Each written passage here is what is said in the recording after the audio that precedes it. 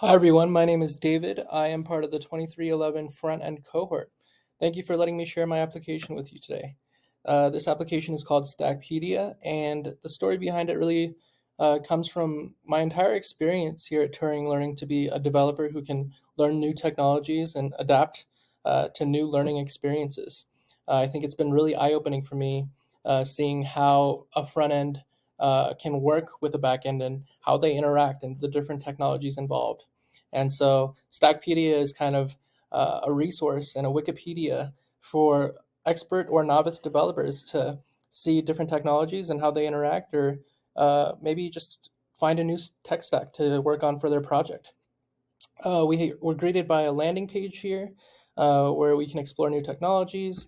We can learn more about tech stacks. Um, this is broken down into just like a diagram of different categories that can make up a tech stack, um, and just some more in-depth explanation that you can go into. Going into the individual technologies here, you'll see a list of various technologies. These are just some of the most popular ones I could find, but they're filterable by language, library, framework, and those categories that we saw previously. So here's the languages, for example.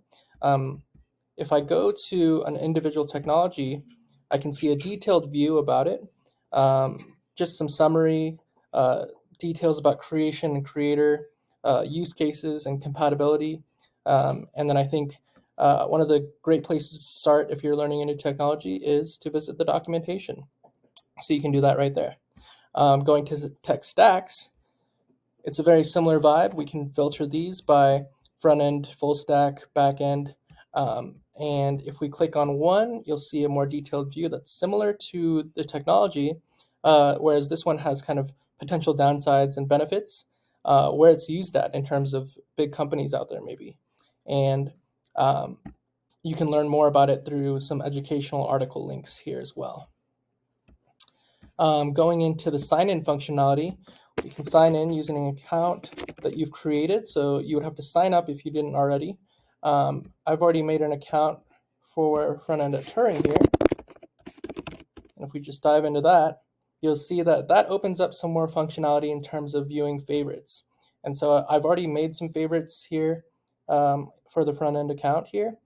But if you wanted to add another favorite, then you could just go to the detailed view again, and you'll notice that this button wasn't there as a user or as someone who's not signed in, but now it is, and you can favorite it and see it pop up back in your favorites right there.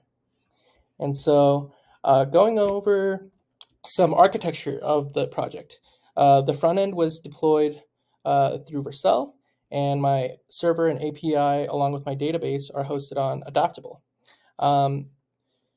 I guess breaking down the users, tech stacks, techs and stacks, these all interact in a request and response cycle with the server and API I built using Node, Express, and Mongoose, which then gets the data from the Mongo database.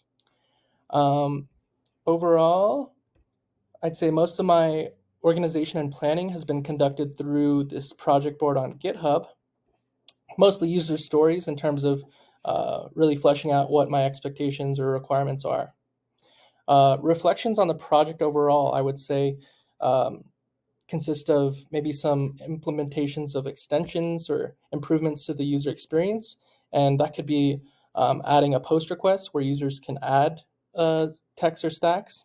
Maybe implementation of an AI or using the OpenAI API to have users be able to customize their own tech stacks and get feedback about, hey, this might work or this might not. Overall, a big challenge in this application was user authentication for me, and that was using JSON Web Tokens.